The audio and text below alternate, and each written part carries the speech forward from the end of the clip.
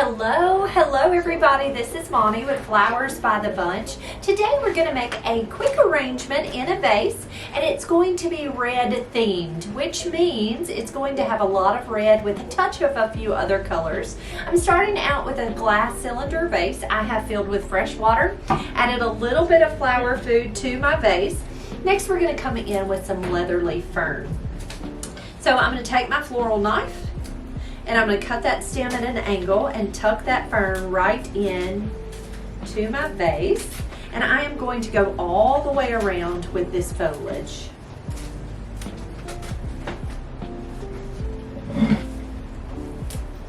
And you can see I'm pulling some of the fronds off the bottom.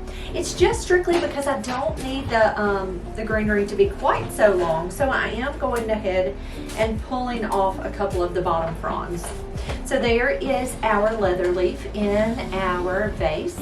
Next we're going to come in with a touch of eucalyptus. So this is called baby blue or spiral eucalyptus. I'm going to take it, I cut it in half. I'm going to strip off the leaves off the bottom part so that the leaves don't go into the water. I love the smell of eucalyptus.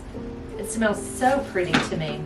Next, I'm going to take my second piece that I cut off and tuck that in. And then I'm going to take one more stem. And you can see I'm using snips to cut it because it's a little tough with your scissors or your knife. So there's our pretty eucalyptus. All right, next we're going to come in. I do have some silver dollar euc that I may use in the end, but I'm going to set it to the side.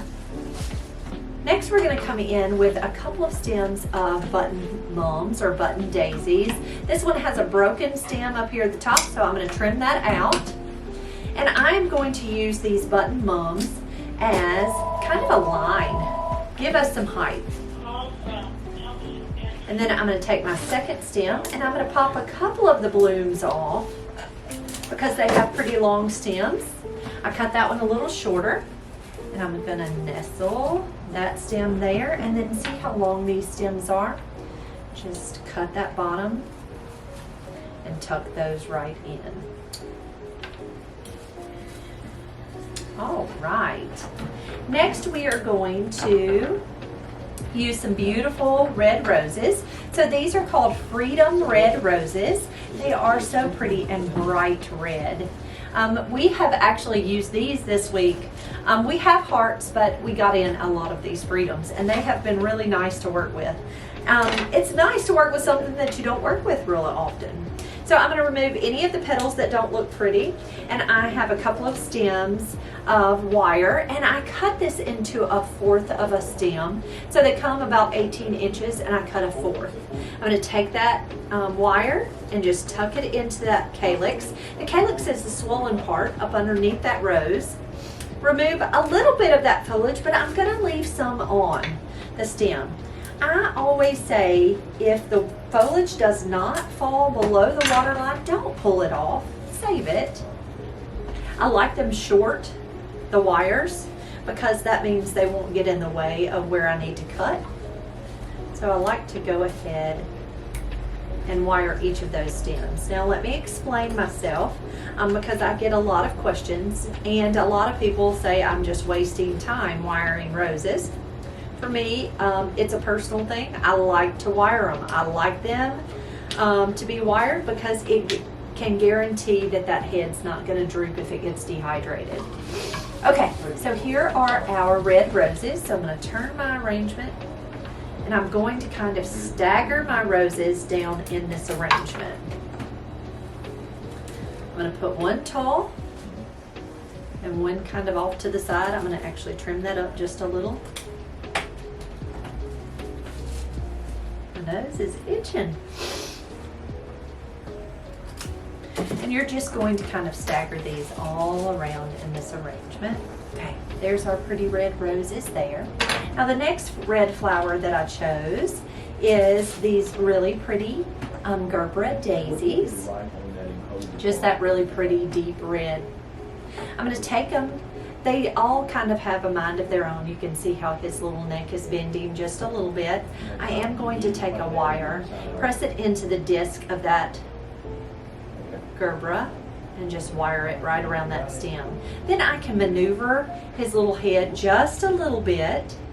You want to be very careful though, because the stem of a gerbera daisy is pretty crisp, so it'll pop really easily. So I always like to look at the flowers and see which one's the smallest and which one's the largest. So this is the largest bloom. So the largest bloom is going to go down toward the bottom here. Visually, I like to put the largest on the bottom. Okay. All right, man. I got it. We're gonna get it. And then I like to put the smallest on the very top. So my smallest will go higher in the arrangement. All right, so I put our gerberas kind of going down that center. So next we are going to come in with some status. I think purple and red are so pretty together. So I'm going to use this touch of purple status and kind of come through this arrangement. This one's broken, so I'm going to pinch him out.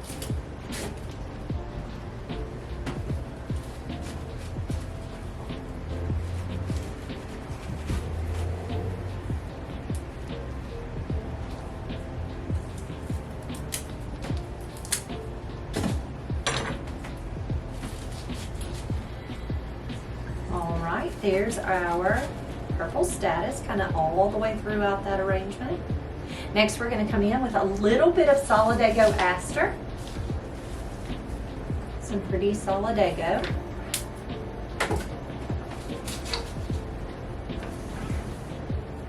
And I'm just nestling it throughout this arrangement.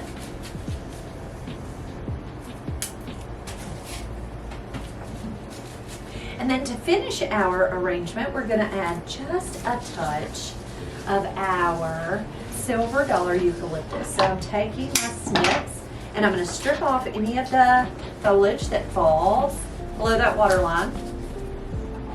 Tuck that in.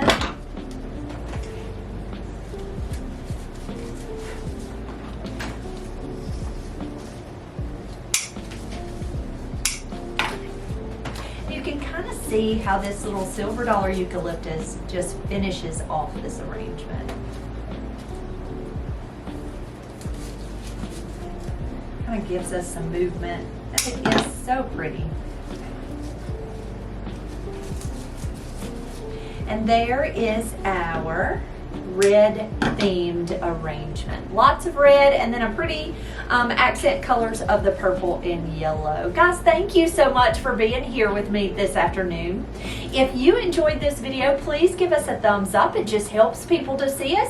If you have any questions about how we do things here at Flowers by the Bunch, you can always ask. We would love to answer your questions.